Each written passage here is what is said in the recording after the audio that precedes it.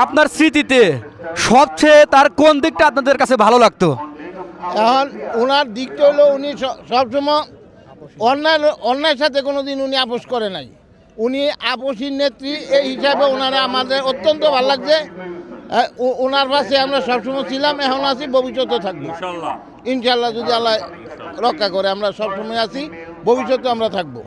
ওনার যে নীতি, এই নীতিরে আমরা ভালোবাসি।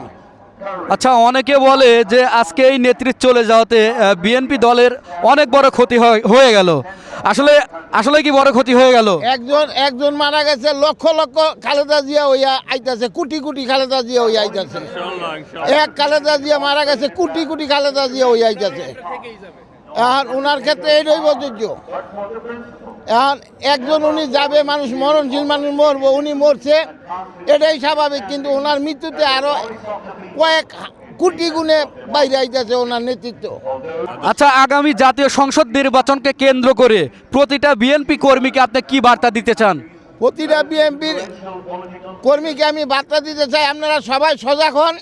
কোনো দুষ্কৃতিকারী যাতে আমাদের সাথে এক না হইতে পারে। আমরা বিএনপি এক হইলেই আমাকে যথেষ্ট।